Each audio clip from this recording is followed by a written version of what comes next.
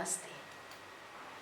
Ashtanga Yoga of Maharishi Patanjali, also called the Yoga Dharana, Ashtanga, and he has explained the progress of what a jiva could have through 8 different steps. Ashta, 8, and Anga, the different limbs. The first one and the second one, they are basically called the foundation practices of Adhikara Yoga, the Pancha Yama and the Pancha Niyama, the code of conduct for the self as well as a man being a social being. Pancha Yama. There are 5 different angas in this also. Pancha meaning 5, Ahimsa, Satya, Asteya, Brahmacharya and Aparigraha. Ahimsa meaning non-violence of not just hitting or killing people, but even in thought, word and deed. So when we talk about ahimsa, it is an overall, everywhere it is that overall coverage of what a human being should be. And Satya meaning being truthful, not exaggerate things, just say what it is as you see it, as you have seen it, not as you have perceived it, which will become an added up version.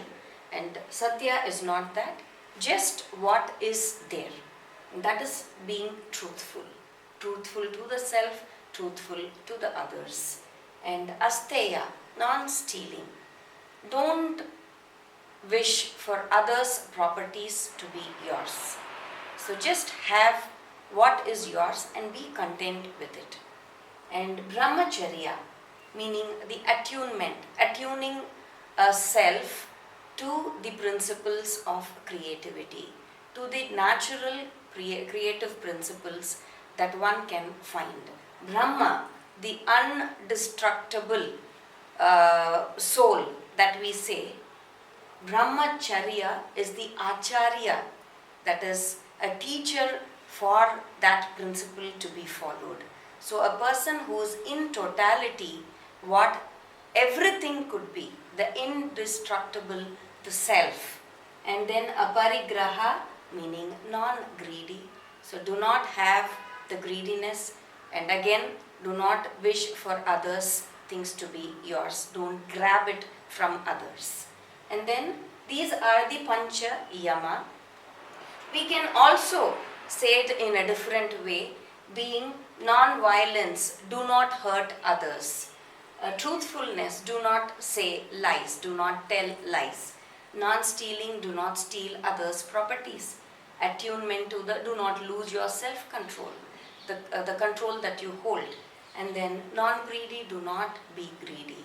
So it's all the do nots that are added to whatever we have discussed now.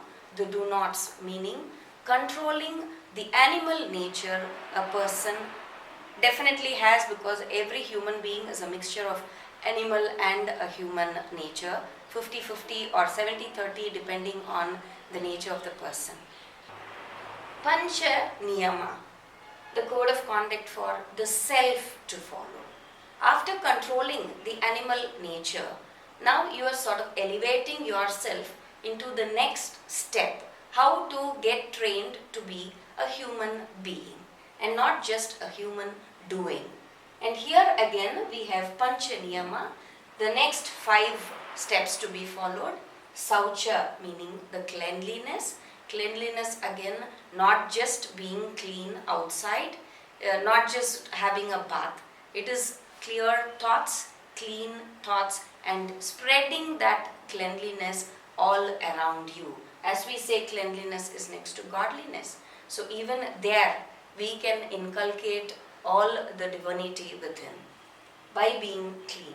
And then Santosha, the contentment, the happy state when one is completely satisfied with the self, when a person is completely contented. And then you have tapas, the austerity, the discipline that one needs to hold on to again progress in anything, but yoga needs a very high percentage of this discipline to go on, because it's easy to give up, but you have to hold on, because every step you're going to have 1,000 obstacles. So just go on. Beyond all this, you need a lot of discipline and self-control. And then the swadhyaya, analysis of the self. You have to analyze yourself, understand the self, and then you can correct the mistakes that you have made or you are making. So this is very, very essential. In fact, swadhyaya is one of the most important things out of the whole of the concepts of yoga, which personally for me I would say is the best, because each adhyaya meaning a chapter, and it's like each chapter of your life, each chapter, each stage, you have to analyze and correct all the mistakes and that you have already done and not repeat any of that. So swa meaning the self. So any of that mistakes that you have committed, all the past history, get over it, swipe it off and become a new being. That will definitely help you next go on to the next stage. And unless and until you can help yourself, you will not be able to surrender yourself to the higher being, the higher divinity, which is Ishvara or the Atma Pranidhana. Once you realize what you are not just the body, you are beyond the body, beyond your mind. You are the soul that you really are, the Jiva, the Atma. And you have to surrender. Once you realize that, surrendering yourself, giving yourself up over to that higher divine is what is Atma or the Aishwara Pranidhana. Because in Pancha Yama, you had the animal nature under control, all the do nots that we need to follow, and here it is all the do's that we need to follow. Here you are controlling that which should not be there, and here you are becoming that higher self, elevating yourself to the next step of a being. And here again, these are the do's, the conduct for following in life. And now as we go on, the next steps, the asana being the third step, the third anga, asana, it's generally translated as a posture. It's not just a posture. It is holding your body in a position where your mind and body are having a nice harmony in a state of coordinated self. It's like you're stretching your body, you are using your body to attain that state where your mind and body can attune with each other and can stay in a state where they are harmonious to each other. And of course, in an asana, we are always breathing. We are never holding the breath, which means the breath is again connecting your body to your mind, and the holding becomes very easy. And as you go on, your body is very well tuned and trained to the higher practices. So without following the foundation practices, definitely progressing on directly into the next steps are, it's not really meaningful at all. And the next fourth anga being pranayama, prana, the prana shakti, the life energy, the cosmic energy. So how are you going to expand the dimension of the prana within yourself? That is pranayama, the controlling of that energy. It's not actually control, it's actually expanding. How you can expand into that and how you can create that beautiful connectivity between the koshas, because this energy, the pranic energy, is what is keeping the whole of the pancha koshas aligned to each other and intact with each other. And this is the energy that is making you do everything, making you be just what you are, making you express yourself, making you do anything and everything as a human being that you are. And then the next step being Pratyahara. Pratyahara, we say it is the control of the senses. Here you have controlled and trained your body with the asanas, and here it is like you have trained your breath. When you need to hold, you need to hold. When you need to expand, you need to expand. So after this, once the mind is sort of getting under control with these practices, and now you have progressed into the next stage, next step, which is the Pratyahara, where you begin to understand how scattered your senses are and how you can get hold of the senses, how you can control your senses, because the mind is the lord of the senses. And now you have the prana which is controlling the mind, and now because you have the prana and your mind under control, at least you are attempting to bring them under control, so you begin to realize that the scattering of the senses is what is creating all the problems that we have, that we go through. And hence you begin to understand how to get the senses, the jnana indriyas, under the control.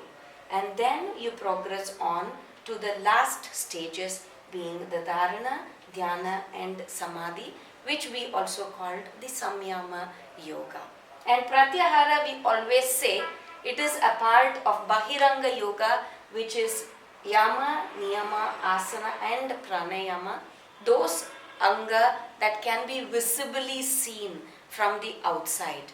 And Pratyahara sometimes comes with this and sometimes goes with the other limbs of yoga, being these, the last four, we call it as the Antaranga Yoga, the internalization practices. The practices which takes you inwards, not just outward, turning a self into the inner being, helping one to explore the inner being and get actually the capture of the soul. Dharana, Dhyana and Samadhi is the Samyama Yoga also, where part of Pratyahara is also there. Unless and until you get the senses controlled, you'll never be able to go into the concentrative techniques or the concentration of the mind, being able to focus on an object or being able to focus on your own self, inner self. And then Dhyana, the seventh limb. Dhyana is normally translated as meditation, but Dhyana is something much more beyond that. It's not just having a control over the mind, which is very difficult. Controlling the mind is almost impossible because, as you all know, mind, like my teacher Dr. Ananda Balayogi often says, mind is like a drunken monkey bitten by a scorpion standing on the tin roof in the mid-afternoon. So mind is like that. And how do you get such a mind under control? It's one of the most impossible tasks. But Maharishi Patanjali has given us all these things where step by step we go on to understand what it is, what a mind can be, and when we talk about chitta vritti, how this causes all the confusions and the distractions, and how to get rid of all this by abhyasa and vairagya, the two important steps which we follow as part of the Ashtanga Yoga of Patanjali, and go on, proceed ourselves into the last stage, this Samadhi, where you have elevated. With each step, you are elevating yourself little by little, having controlled your animal nature with Yama, having understood that you are a human being, just elevating yourself to that and doing the asanas and pranayama and pratyahara, all these elevates you further into being a humane being, and then elevating yourself into a higher divine nature. And in Samadhi, the last step, we are becoming equal, Sama Adi.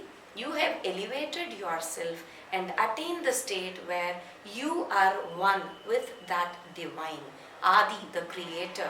So it's not that the creator is coming down, you have made all the efforts and elevated yourself to that stage where the microcosm and the macrocosm, the whole expands, is within and outside you, where you are that one with the divine, the individual self becoming equal to the infinite self. And once you realize that it is this that has been like what we have been searching for, and then you don't need anything else. The most satisfying stage.